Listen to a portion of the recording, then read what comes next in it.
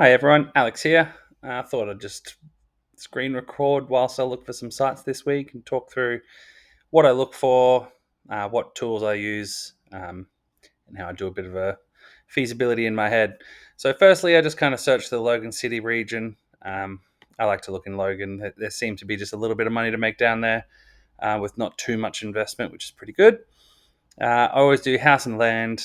I don't search by price, and I make the minimum square meters 900. So 900, you can usually subdivide our low density suburban precinct, which covers 80% of Logan. So that's kind of the minimum lot size. Sometimes I put a maximum on, but I have been finding some pretty decent 5 to 10,000 square meter lots in Logan lately. So I've decided just to leave that off. So firstly, Stockley. That's it's 2 hectares. It'll be outside of the urban footprint. These look like they're all already in estates. Now, there are some sites in Greenbank that you can develop, but most of them don't have servicing. And because that's 5,000 square meters, I'll just skip past that one. That's a pretty decent sized block.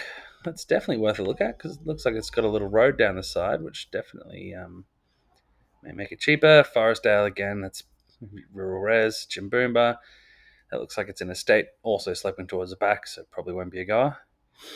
Here you go, 108 Station Road, Logan Lee. Now, we've done a few DAs on Station Road, so I know that you can develop. There is quite a bit of flooding in that little pocket, but there's a decent little neighbourhood plan there. So, you know what? Let's have a look at this one. So, with the Logan interactive mapping, there's actually two different tools, and I'll just show you what they are. So, we've got the PD Hub version. Oops, I've gone to the wrong one. Where's the map? So, there's this mapping. So, we'll get it up. And I'll just show you the difference between the two. So click the interactive mapping. Then there's this version, which is kind of similar to the Brisbane City Council one. Now, the issue with this map, and I've raised this with council, I feel like a million times, but this map always has data missing. So you might go through and it'll actually not tell you certain things. So let's compare the two now. So low, medium density residential, no precinct because it's in a local plan. Low flood risk, potential hazards. Let's have a quick look. All right, so it's actually got all the overlays this time, but I've definitely found that it does miss some things. The good thing about this map, I will say, is that it does usually have the local plan information in there, so you don't have to go to the mapping and figure out what precinct you're in and whatnot. So if we have a look,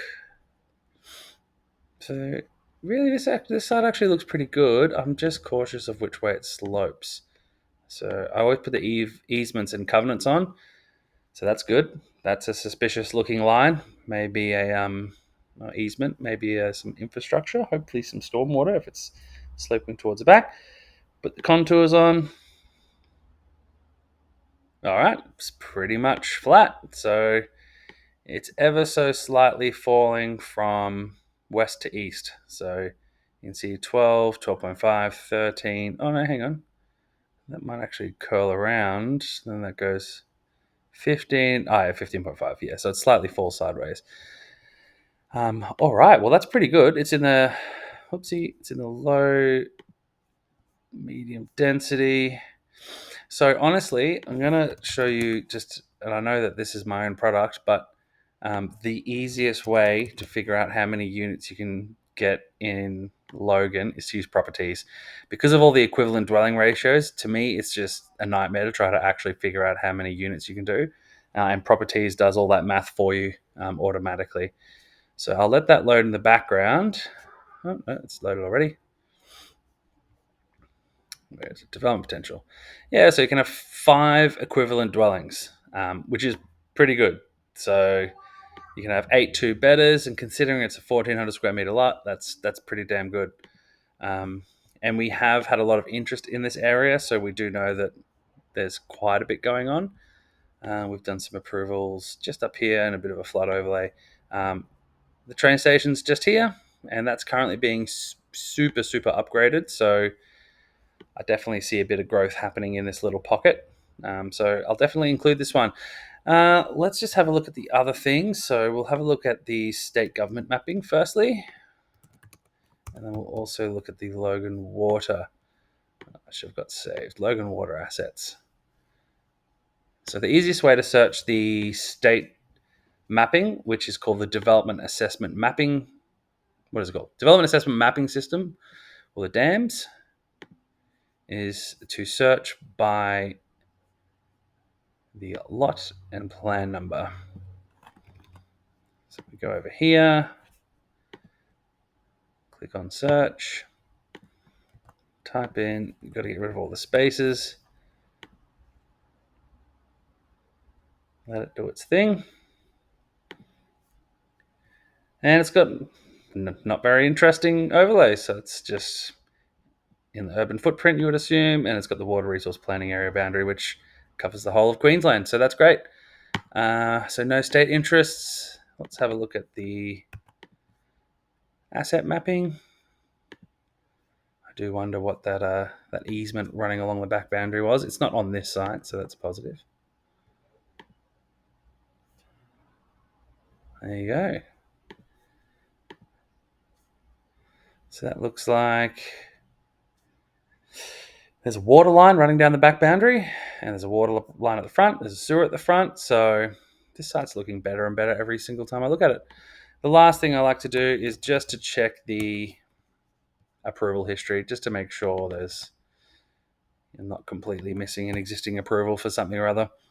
I will mention that in Logan, unlike Brisbane, they do not like you to subdivide in the LMR precinct or zone. So I think I don't think they have a minimum lot size, or maybe it's like 800 square meters or so, because the intention is that they want townhouse developments. And it looks like there is a townhouse development. So let's have a look. So this might give us a good insight into what you could be able to do, what you might be able to do. Yeah, great. So this approval would have lapsed because it was back in 2015, but 6 townhouses, that looks great. 3-bed each, so you probably couldn't do that now because it would be impact accessible because you'd be exceeding the allowed or prescribed maximum density. But that's a good insight into what you might be able to do. So I'll wrap this one up and include it. That was probably the fastest I've ever found a site. 1.2 mil.